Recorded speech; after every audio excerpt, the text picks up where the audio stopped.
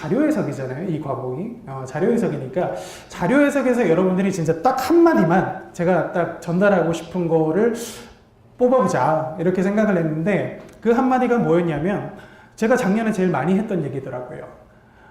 계산하지 말자. 계산하지 말자. 근데 여러분들이 이제 뭐 제 책이나 그 합격자 수기 보시면 아시겠지만 굉장히 고득점자가 많이 나옵니다. 그러면 그 학생들 면면을 살펴보면 제가 절대 계산하지 말라고 시켰고 충분히 당부했던 친구들, 그런 친구들이 보통 90점 이상의 득점을 기록을 하는데 왜 제가 계산하지 말라고 말씀드리냐면 피셋의 도입 취지를 한번 생각해 보실 필요가 있어요. 예전에 여러분들은 지금 5급 공채 외교관 후보자 선발 시험이잖아요. 물론 입법고시 준비하시는 분들도 계실 테고 하지만 옛날에는 이 시험 이름이 행정고등고시였어요. 그리고 외교관 후보자 선발 시험은 외무고시였어요.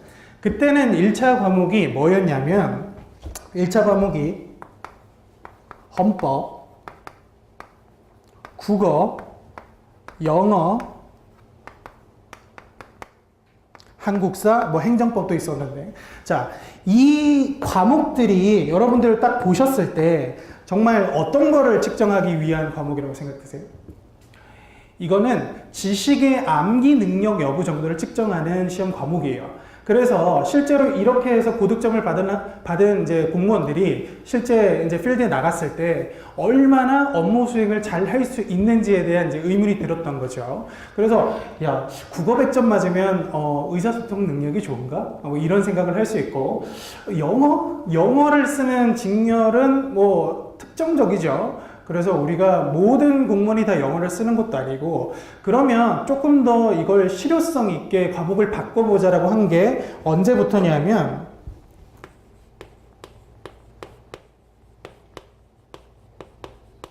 2004년도 외무고시부터 과목이 바뀌기 시작합니다. 그때부터 피셋이 들어와요.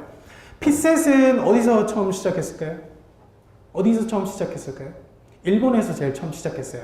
그래서 초기에 이 학원 강의도 2004년도 외무고시 피셋 딱 도입될 때 일본 문제들을 많이 가지고 왔었어요. 그래서 보통 이제 일본의 문제가 지금 우리 난이도로 따지면 민간 경력자 수준, 뭐 그 정도가 되는데, 그래서 이 외무고시부터 피셋이라는 걸 도입하면서 자, 헌법은 어떻게 됐어요? 지금은 PF가 됐죠. 패스하거나 페일하거나. 그래서 이거는 그냥 합불로 바뀐 거고, 그리고 국어 일단 넘기고, 영어는 어떻게 됐어요? 검정제로 바뀌었죠. 그래서 여러분들이 토익을 치시거나, 토익을 치시다가 점수가 안 나면 마지막에 GTLF를 부랴부랴 치시거나, 뭐 이렇게 여러 가지 하실 수도 있고, 그리고 한국사도 마찬가지로 검정으로 바뀌었습니다. 그래서 이런 것들은 기본적으로 필요한 자질이기 때문에 너가 고득점을 받은 게 중요한 게 아니라 통과할 수 있을 정도. 우리나라 공무원을 생활하려면 뭐 우리나라 한국사 정도는 알아야 된다. 이 정도 느낌으로 바뀐 거거든요. 그래서 이 국어가 어떻게 된 거죠? 언어 논리로 들어온 거고요. 그리고 추가로 자료 해석과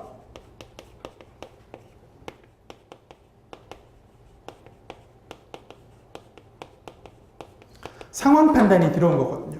그러면 이 세 과목을 왜 도입했느냐? 여러분들이 실제로 업무를 수행하실 때 업무 수행 능력을 평가하기 위한 과목은 뭐가 있을까 생각해 보니까 이런 학문이 아니었다라는 거죠. 그래서 여러분들이 언어 논리와 자료 해석, 상황 판단을 잘하는 수험생일수록 실제 직무 연관성이 높아서 공무원으로서의 역할도 충분히 잘 수행할 수 있다. 이런 평가가 나온 거죠. 그래서 최근에는 몇 급까지 도입이 됐어요?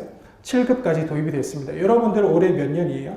2020년이죠. 빨리 합격하셔야 돼요. 왜냐하면 2021년에 7급이 들어오면 7급의 수준을 지금 어떻게 할 건지 인력처가 상당히 고민을 하고 있을 거예요.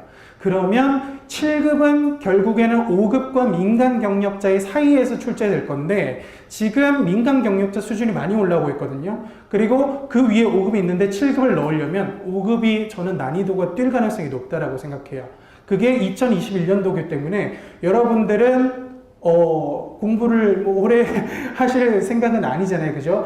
빨리 합격하시고 나가셔야 돼요. 자, 그래서 2021년도부터는 정말 필수 난이도가 예측하기 어려운 정도로 바뀔 수 있습니다. 물론 쉬워질 수도 있어요. 하지만 어려울 수도 있다는 거 가정하고 여러분들 빨리 좀 붙으셨으면 좋겠고, 자, 그러면 이 세 과목 중에서 여러분들이 지금 들어오신 이 수업이 뭐예요? 자료 해석이죠, 그죠? 그러면 자료 해석, 이게 어떤 과목일지 좀 얘기를 해보고 싶은데, 자료 해석은 이 세 과목 중에서는 주로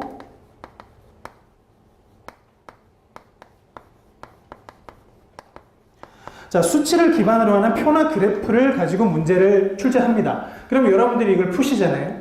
그러면 이런 표나 그래프들이 어디에 등장하는 표나 그래프일까요? 여러분들 보시면 거의 40문제 중에 38문제 이상은 정보 자료예요. 그러면 내가 사무관 혹은 외교관이 됐을 때 여러분들이 이런 정보 자료를 처리하고 다루면서 어떤 능력을 측정하고 싶을까? 그걸 한번 생각해 보시면 좋겠는데, 보통 이런 표나 그래프는 어디에 사용하냐면, 얘들은, 자, 우리가 보통 정책을 짜죠. 그럼 정책을 짜면 정책의 평가나 집행을 위한 근거로 사용합니다. 그러면 예를 들어서 2018년도에 출산 장려 정책을 도입했어요. 그럼 2018년 이후에 출산율이 얼마나 높아질 것인가를 봐야 되잖아요. 그러면 이거 계산을 해야 돼요? 안 해야 돼요? 출산율이 얼마나 높아진지 알려면 계산해야 돼요? 안 해야 돼요? 해야 되죠. 그죠? 근데 제가 계산하지 말라 그랬잖아요. 그러면 이 계산 누가 한다는 거예요? 얘네 엑셀이 합니다. 자, 여러분들이 공무원인데 정말 그 페이지가 막 1000페이지, 뭐 2000페이지 되는 통계 자료를 여러분들이 일일이 그 데스크에서 계산하실 거예요? 아니거든요. 자, 이거는 결국 컴퓨터로 하는 계산인데 지금 수험가에서 제일 잘못된 편견이 뭐냐면 이 계산 능력을 인간에게 요구하는 시험으로 오해하고 있다는 거예요. 그래서 여러분들이 계산을 하시면 하실수록 문제는 뭐냐면 실전에서 사람인지라 당황하게 되면 뭐합니까? 계산 실수하거든요. 그러니까 계산을 정말 잘해서 고득점 나오는 사람이 있어요. 근데 여러분들이 보통 이제 연령대가 20대 초반이죠. 그죠? 20대 초반이 아닌 분들도 있고, 제 수업에서 이제 평균 연령대가 23세 전후인데, 자, 그럼 여러분들이 20년 동안 인생을 살아오면서 갑자기 1년 공부한다고 여러분들이 슈퍼컴퓨터 정도의 계산 능력을 보유할 수 있을까요? 저는 그 확률은 그렇게 높지 않다고 생각해요. 그리고 실제로 올해 시험을 보신 분들은 아시겠지만 시험장 가면 평소 내 사고 능력의 50%도 발휘가 안 됩니다. 그랬을 때 정말 계산 실수 하나 딱 해가지고 문제를 틀려버린다면 여러분들이 자료 해석에서 고득점을 받기가 좀 어렵다라는 거죠. 자, 그래서 정리를 좀 할게요.